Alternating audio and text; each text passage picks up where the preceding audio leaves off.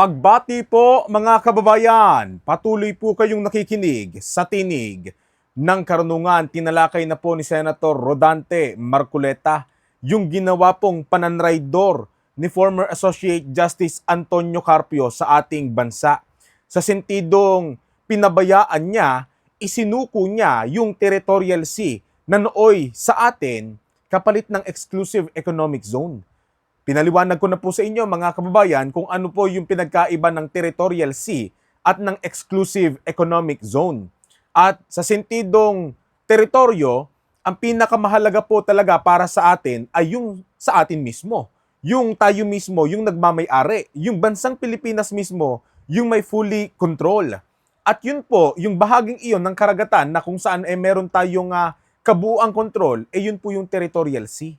Talagang atin po iyon. Nasa ilalim po yun ng soberanya ng ating bansa. Samantalang, yung exclusive economic zone, yan po ay para lamang sa mga produkto, sa mga isda, sa mga oil at sa iba't ibang minerals na maaaring matagpuan doon sa exclusive economic zone. Pero, hindi po atin o hindi natin masasabing teritoryo iyon.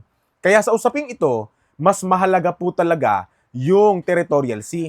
At yan po yung isinuko o pinabayaan ni Associate Justice Carpio noon, kapalit nga ng EEZ. At yan din ang dahilan kung bakit sinabihan ni Senator Rodante Marcoleta itong si Carpio na I will charge you treason. Na ngayon, nagiging issue na naman. Sapagkat sinasabi ni Carpio na matcha-charge lang daw, makakasuhan lang daw ng treason ang isang tao kapag ka panahon ng digmaan. Wala naman anyang panahon ng digmaan ngayon Yan po ang ating lilinawin kay Senator Rodante Marcoleta ngayon. Panoorin po natin ito mga kababayan. Ito po. Yan. Ayun, Nelson, tuloy tayo. Last Friday, Sen, ito, naku, viral din po sa social media ngayon. Yan. At natatandaan mo ito, Nelson, ano ha? Kasi may sinasabi po kayo, Sen, na pwedeng managot sa usapin ng treason, ano ha? Si retired Justice Antonio Carpio. Babasahin ko na siya Sige, para yan. Sige, malinaw. sige. Ito ay pinagtapat na statement ninyo at ni Senador na si Justice Carpio. Ayan, yan. Itong nabanggit nyo nung Friday, lumaki nga sa palagay niya ang exclusive economic zone. Ipinamigay niya yung 242,000 square nautical miles territorial sea. Yung ibig sabihin parte ng ating territory. Yung maritime rights, limited lang yun. Economic rights lang yun. I charge him treason for this. Yan. Kailangan malaman mo na, Justice Carpio, kung nakikinig ka. Yan, oo. Sagot ni naman Carpio. ni Justice Carpio. Yan. Every first year law student knows that treason cannot be committed during peacetime. So, laging ganyan ang mga banat na galing. Ano, laging may manliliit sa kapwa. The crime of treason can be committed only if the Philippines is at war. Ayun. That is clear in Article 114 of Revised Penal Code. Yan. Ayan, Sen. Alam mo, sana maano natin sa Ina-upload lang, Sen. in-upload na ni Direk Opo, para Direk, mas malinaw kasi. Yes po. Doon lang sa pagsagot niya dyan, nakikita mo na yung Mamaliit, ano? pangmamaliit sa kapwa. Opo, laging ganun, Sen. Opo. So, ikukumpara. Kasi nga Kuya Jen, Kuya Nelson, itong si Carpio, mas mataas pa nga mas magaling pa nga sa Korte Suprema, di ba? Talagang mahusay na abogado yan si Carpio, talagang magaling. Kaya siguro, sa sobrang galing, nangmamaliit na, ang tingin na sa ibang kapwa niya abogado, hanggang dito ka lang, ito ako. Diba? Kaya nga ang turing niya kay Senator Marcoleta, lowest rank sa hanay ng mga abogado. Lowest rank na nagpasara ng isang malaking kumpanya dahil sa mga paglabag sa batas. Yan ang lowest rank na sinasabi ni Carpio. Tuloy po natin. tayo sa First year law student. first law student. Ano. Total, sa kanya naman ang gagaling. Akala ko kasi, malawak ang pangunawa ng taong ito Kaya ganun lang ang sinabi ko Nako. Actually, ang gusto ko sabihin, I pronounce you guilty of treason already. Yun. Hindi na kita kailangan i-demanda pa. Okay?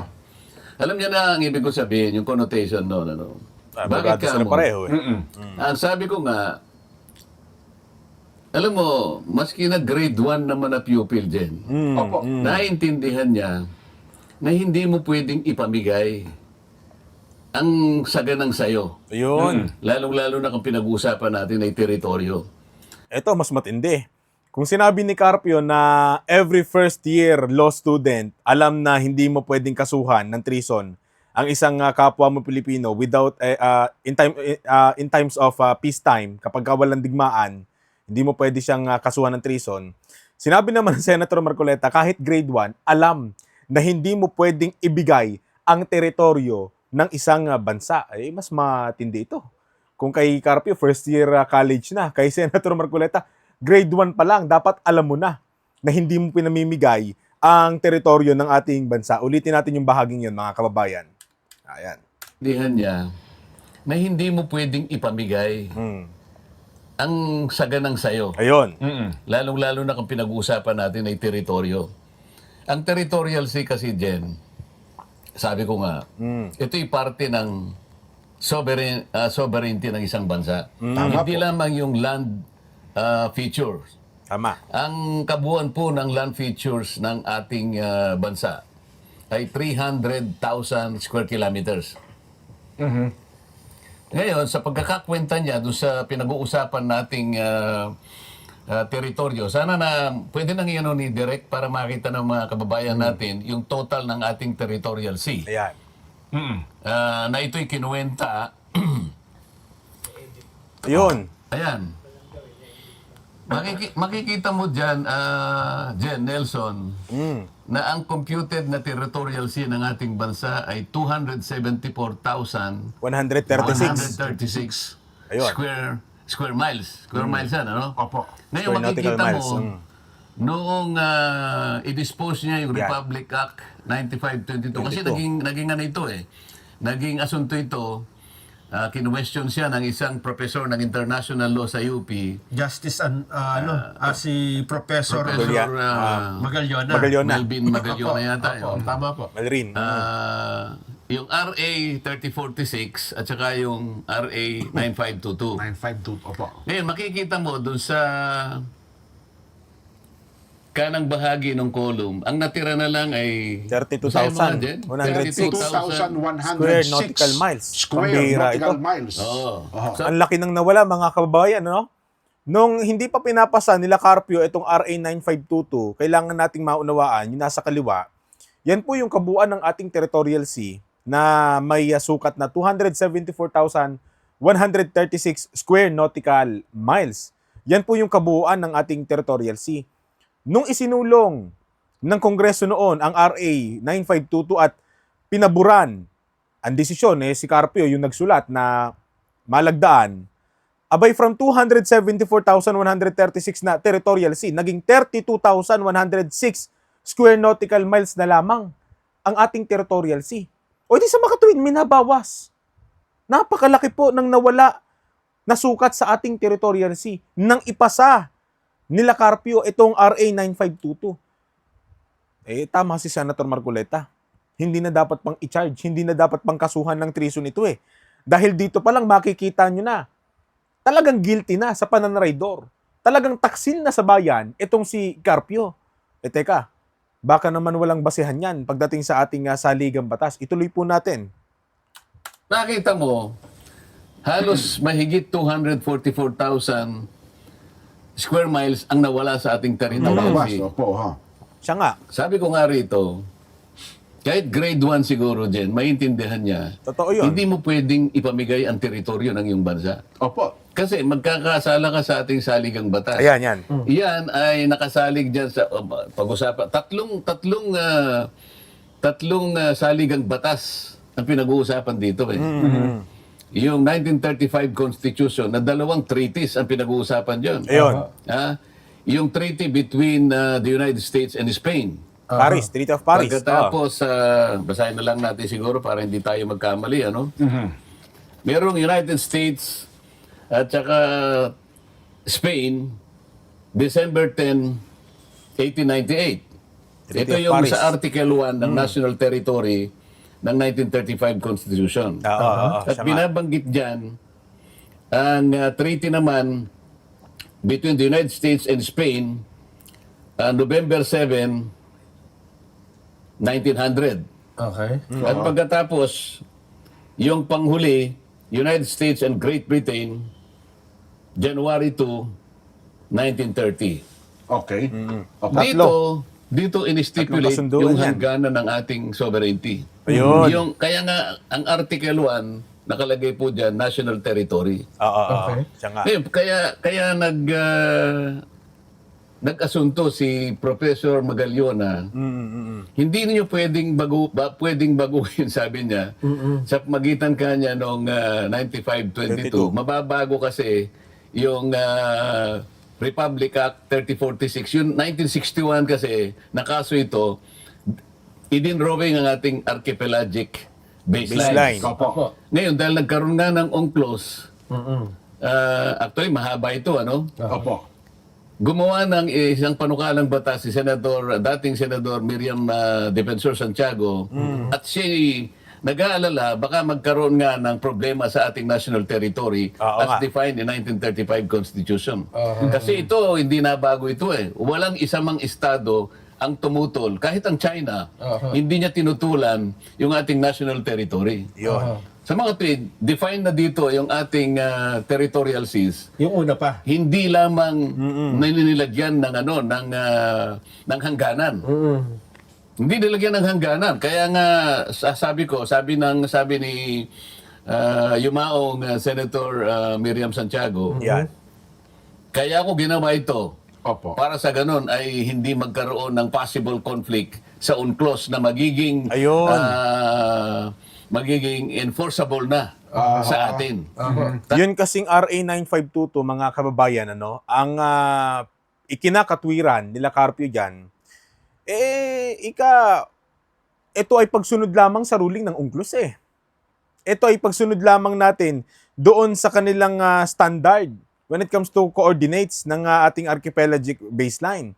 Ito na nga yung sinasabi ko na dahil sa pagbabago nila sa coordinates ng archipelagic baseline natin, nabago na rin yung territorial sea. Dahil yung territorial sea, yun po ay nakabase lamang sa baseline, sa archipelagic baseline ng isang bansa, which is 12 nautical miles from its baseline. Kaya pag nagbago yung baseline, magbabago rin yung territorial sea. Ngayon, nung binago yung coordinates ng baseline natin sa pamamagitan ng RA 9522 at doon ay nabago rin yung territorial sea, malaki po yung nawala. Malaking sukat ng ating territorial sea, ng ating teritoryo sa karagatan, ang nawala sa ating soberanya.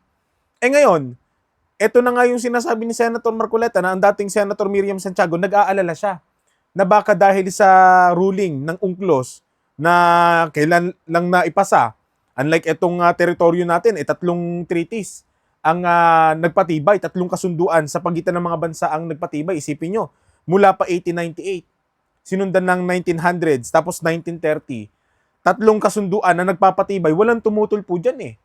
Yan po ay nakapaloob doon sa 1935 Constitution. At inadapt din kahit nung 1987 Constitution, wala hong nabago doon. Bakit? Sa pagitan po nung 1987 Constitution, at kailan lang ba nagruling ang UNCLOS tungkol sa coordinates? Kung hindi po kami nagkakamali, ay 1982. Kung hindi po kami nagkakamali sa bagay po na yan, sabihin na natin doon nakasalig yon. From that time, bakit 2009 lang nila inaksyonan? Wala namang tumututol eh. Wala namang mga bansa na nagsasabi, teka Pilipinas, sumunod kayo sa UNCLOS. Baguhin ninyo yung coordinates ninyo. Ayusin ninyo yung baseline ninyo. I-adjust ninyo yan batay sa UNCLOS. Wala naman eh. Sila lang ang gumawa nun eh. Para magpasiklab. Masabing para makahanay tayo sa international law. Wala nga tumututol eh. Wala nang nangeng-question eh. Kahit nga China, hindi kina-question eh. Kasi nga, tatlong kasunduan ang nagpatibay dyan. Bakit mo gagalawin yan? Kung wala naman tayong nakakaaway tungkol sa bagay na yan. Tapos itong si Carpio, ayun, pinasa. Nagdesisyon sila. Yun ba, hindi pa nanraidor? Po ba? Dahil nakikita niya, darating na yung 1994 na eh. Ayan, meron tayong obligation under the UNCLOS. Ganyan. Anyway, sa mga susunod na pagkakataon, Yun, binibigyan ko lang 1994. ng halimbawa. Opo. Ngayon, sa panig kasi ng gobyerno, kinuwenta nila yan. Ngayon, sabi ni Professor Merlin Magalona, i-amend natin ang ating constitution bago po nyo gawin yan.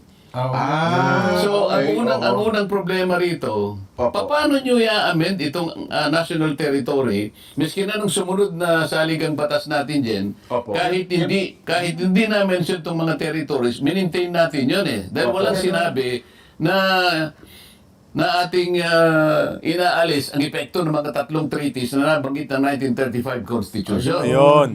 Oh, maliwanag yung posisyon ni Professor Magaliona. Magaliona. So Tama. dalawang bagay ang problema rito. Sabi niya, mababago sabi niya kapag hindi ninyo inamend ang Constitution, magkakamali kayo. Oo So nga. constitutional violation ito. At nung actual na makwenta, sinasabi ko nga, isipin mo, from 247,000, naging 32,000 na yan, ipinamigay mo. Nako.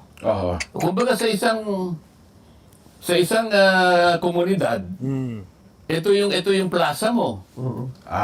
O kaya ano man yung patrimony ng isang lugar. Opo. Isang lawa siguro o isang ilog. Basta mo na lang ba pinamigay yun? Hindi po pwedeng ganun eh. So kahit na sabihin natin sa pamamagitan na rin ng paghahamping ni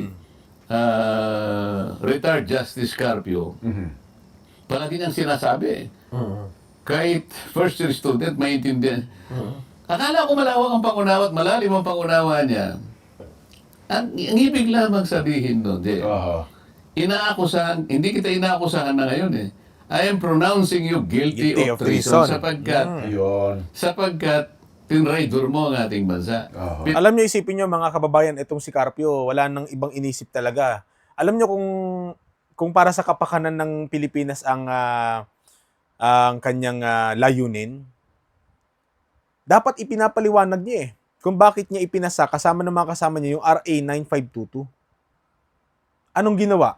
Anong nireplyan niya? Di ba yung sinabi lang ni Marcoleta na I will charge you treason? O di dun pa lang. Talagang halatang-halata mo na ang kanyang pagsasalita na kapag si Carpio nagpapahayag, ang layunin nun, siraan si Marcoleta, i-character assassinate si Marcoleta dahil alam niya si Marcoleta magbubunyag ng baho niya eh. Oh, imbis na siraan niya, imbis na pilosopuhin niya tong si Marcoleta at kung sabihin niya ng kung ano-ano, bakit ang hindi mo ipaliwanag at ingaw-ngaw mo, bakit mo isinuko yung ating territorial sea? Bakit mo pinabayaan ang napakalaking sukat ng ating teritoryo sa karagatan? Ba't hindi yun ang ipaliwanag mo sa madla? Bakit puro ka Marcoleta, si Marcoleta ganito, si Marcoleta ganyan? Kahit first year law student, alam niya, lowest rank si Marcoleta kasi. Bakit hindi yung territorial sea na pinamigay mo o na pinabayaan mo? Yung talakayin mo sa yung mga pahayag. Hindi po ba? Kaya dito pa lang alam na natin kung sino talaga ang totoong hindi lang traidor. Talagang sinungaling at nagtatakip sa sariling baho. Alam na natin. Wala nang pagtatalo dyan. Nagtaksilan mo ang iyong bansa. Naduwag ka sa paglalagay sa wastong kaayusan ng ating saligang batas. Isinurrender mo ang national territory. Alam mo ba kung gaano kalaki yung 242,000 square miles din? Para mas malaki pa po sa Pilipinas. Mas malaki kasi ang area po, ang land area po ng ating bansa ay 300,000 square kilometers. Opo. Okay? Ito square miles ito Miles, eh. nautical miles. 247,000 square Nautical square miles. Opo. ang nawala 242,000 square miles. Square miles. Opo. Ay miles ito eh, mas malaki ito kaysa sa kilometer eh. Oo. Opo. O palagay mo, parang 1.2, di ba, i-multiply mo yata ng 1.2, hindi mo nakabisado, either 1.2 or 1.6. Lalaki yan eh. Siguro, sa kwenta, baka umabot ng 400,000 square kilometers. Oo. Kasi ang territorial sea nga ay 12 nautical miles from the baseline. Mas malaki talaga. Di po ba? Kilometers. Opo. Ibig sabihin, mas malaki yung territorial sea na ginibap mo kesa sa land area ng bansa mo. Paano mo gagawin yan? Ito, alam mo, ito ay isang malaking problema. Dapat, ewan ko paano nyo gagawin, ano? Kasi ako, hindi ko na siya sinacharge eh. Oo. I am already proclaiming Pronouncing. him guilty of treason. Aha. At siguro ang parusa niya, Jen, Nelson, magpaliwanag siya sa bawat isang Pilipino. Ayun. Paano niya nagawa yun? Tama. Sasabihin niya, kasi sa mga ibang sinasabi niya, hindi naman ako lang kasi tingnan si mo, Collegian, opo. tingnan mo, Ayan, ang yan. katwiran niya, collegial naman ito eh. Oho. May mga kasama raw Collegial siya ito. ng desisyon. Bakit? Important yung decision niya. Eh, bakit ako lang ang kakasuhan nyo halimbawa? O sasabihin nyo Ako lang ang guilty? taksil. O, nagbigay nito. Ano yung guilty sa Tagalog? May kasala. May sala. Yan. Oh, bakit ako lang ang ipoproclaim yung may sala? Ito, unanimous decision ito. Oho. Nakakalimutan. Ibig mo ba sabihin, nawawalan ka ng kasalanan dahil nagdamay ka lang ng iba? Ayun. Kasi siya ang proponent yan, ano? Ikaw ang Siya nagdesisyon ponente. nito eh. Siya ang ponente. Kumbaga halimbawa sa flood control projects, ano? Halimbawa lang naman, mapatunayan, ewan ko kung paano mapapatunayan, hindi nga maimbitahan sa mga investigasyon si Martin Romualdez. Pero halimbawa lang, analogy lang, ano, si Romualdez, masabing guilty, mahatulan, no? Guilty ka, meron kang kinalaman sa flood control projects anomaly. Ikaw ang isa sa pinagmumulan ng anomalya sa pamamagitan ng flood control. Sasabihin ba naman ni Martin, teka, bakit ako lang? Marami kami dyan. Hindi lang ako, may mga kasama ako sa kongreso. May marami akong mga opisyal. Bakit ako lang yung may sala? Hindi. Diba? Porque ba may mga kasama ka dun sa ginawa mong krimen, wala ka ng sala? Hindi, may sala ka pa rin. May kasama ka nga lang. Di po ba? Kaya hindi dapat ikatwiran ni Carpio. Teka, marami kami sa Korte Suprema nagdesisyon yan. Bakit ako lang? O di isama mo. Idamay mo na. Kasi, total, sabi mo nga, sama-sama kayo nagdesisyon. O alam mo na ngayon, kung yung desisyon mo, yung pagsusulat mo sa desisyon, pananraidor sa taong bayan at sa Pilipinas, alam mo na kung anong hatol din doon sa mga kasama mo. Kung naging matapang ka sana, tiningnan mo, hindi pwedeng mangyari ito eh. Kasi ang kanyang sinasabi niya sa pagdedesisyon niya, hindi pala kanyang mawalan tayo ng territorial sea. Oho. Lumaki naman yung ating exclusive economic Nako zone. po. Teka, parang mali ata yung sen, ano? O, ikaw lang, nakita mo na mali. Alam mo kung bakit. Exclusive economic zone. Alam mo, Lumaki nakatuwiran naman yun. talaga siya na. Oo nga. Lumaki. Lumaki nga. Pero iba yung categorization. Yung importansya. Iba ang nature ng territorial Opo. sea doon sa exclusive economic zone. Yes po, tama O kayo. parang halimbawa, Aha. isang bilaong kalamay. Opo, oho. Ha? Yan, oo. Oh, ang laki na isang bilao eh. Opo, oo. Oh, at saka isang pinggang pansit. Ipagpalagay mo yung isang pinggang pansit, Oho. puro ginto pala yun. Nako. Hindi kanya okay na tong Isang mas bilang malawak naman ito eh. Mas malaki ito. Isip-isipin mo, naipagkamali niya yung lawak sa quality. Yung importansya. Kasi Yung teritoryo mo na importansya. ito eh.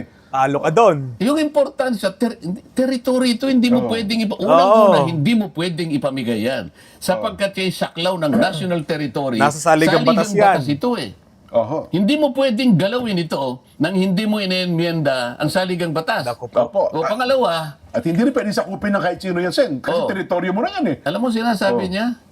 Si Professor Magallona pa raw ang humihingi. Basahin mo yung sariling na ewan ko kung naging ulyanin na siya. Teka mo. Hindi ba? Oho, oho. Pwede mo bang ikumpara yung isang pinggang ginto at saka yung Isang bilaong kakanin. isang bilaong kakanin? Oho. Kahit pa- Hindi ko minamaliit yung kakanin. Ito, napakasarap nun. Lalo na yung kakanin, yung tinatawag nating Yan. Maha Blanca. Ay, nako. Gawa sa Sarap yan. Pampanga. Oo, sa Kapampangan, anong tawag doon? Nakalimutan ko na, Sen. Hindi mo na alam. Hindi ko na maalala pa. Yun ang sinasabi ko sa'yo. Oho. Ganun ang paglalarawan. Oho. Nelson. Para may naalala ko Nako. na ito sumikat to dyan eh. Baka Hindi, kilala mo. bago mo kasi hindi sinagot ni Oo. Maha Blanca. Ayun. Yun na po. Yung masarap na makablaka. Masarap. Oo nga, tinatanong kita sa Kapampangan na yun. Ipagpapalit mo yung Maha Blanca. Hindi ko na maalala, Sen. Ikaw anong tawag eh. Tibok-tibok. Ay.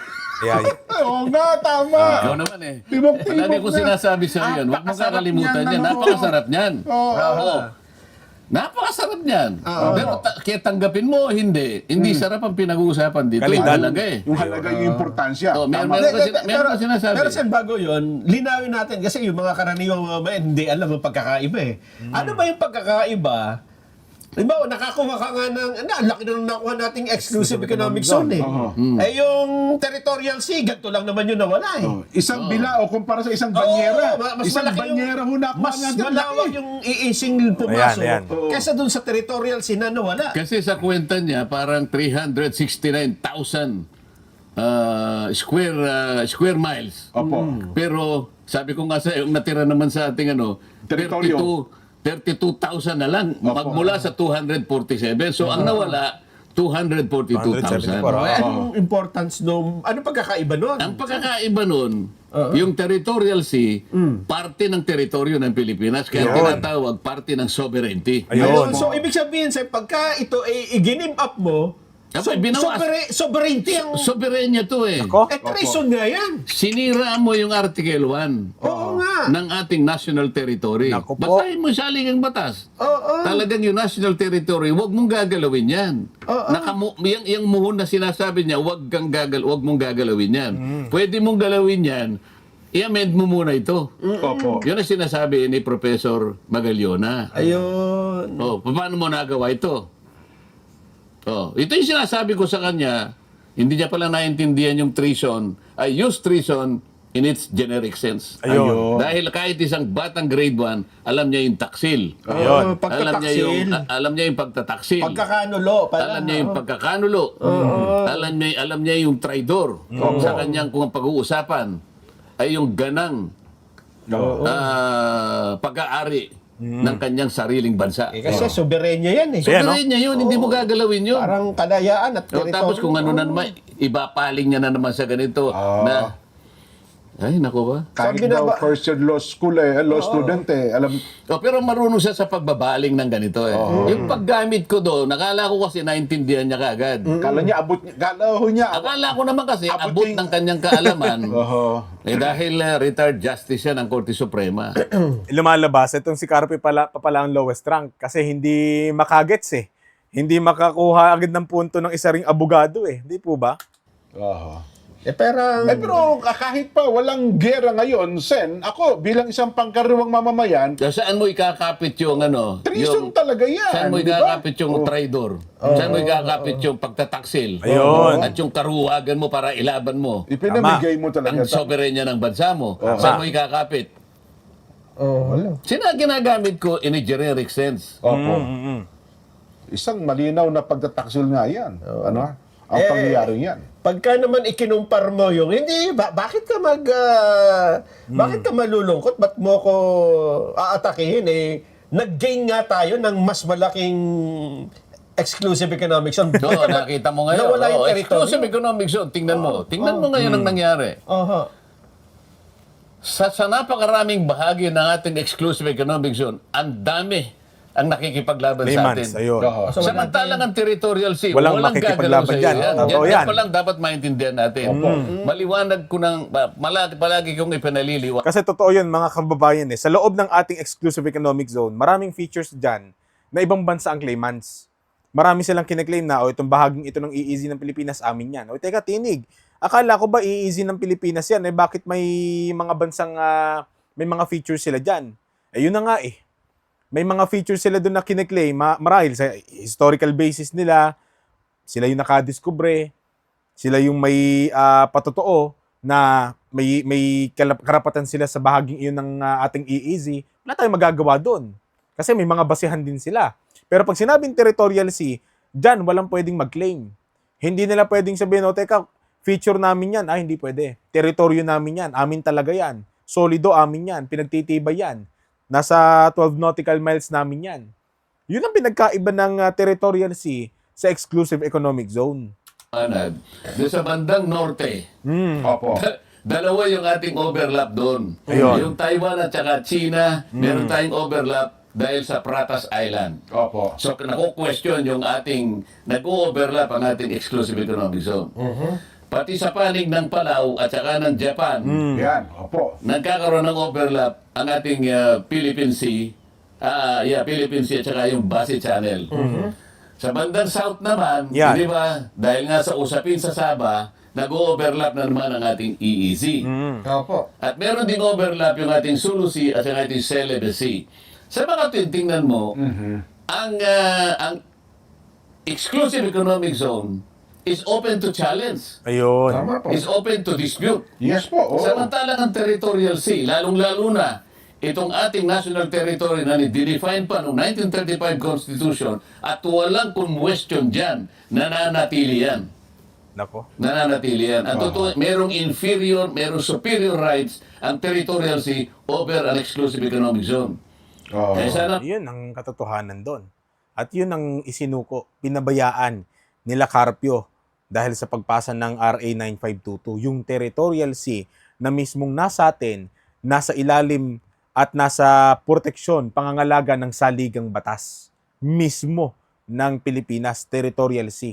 Kapalit ng mas malawak anya na exclusive economic zone na pwedeng i-dispute ng iba pang mga bansa. O ano ngayon ang mas matimbang? 'Di ba? Kung sa sentido ng matitinong nasa pag-iisip, mas matimbang talaga ang territorial sea kahit sa mo tignan yan. Unlike sa exclusive economic zone, pwedeng manghimasok ang ibang bansa dyan, pwede tayong girahin dyan. Dahil sa mga dispute nila dyan, sa mga features nila dyan sa ating EEZ. Kaya, maliwanag, si Carpio, traidor. Hindi lang sa sambayan ng Pilipino, hindi lang sa bansang Pilipinas, pati na yung nasa saligang batas, sinasalaula ni Carpio. Hanggang sa susunod po na talakayan. Paalam.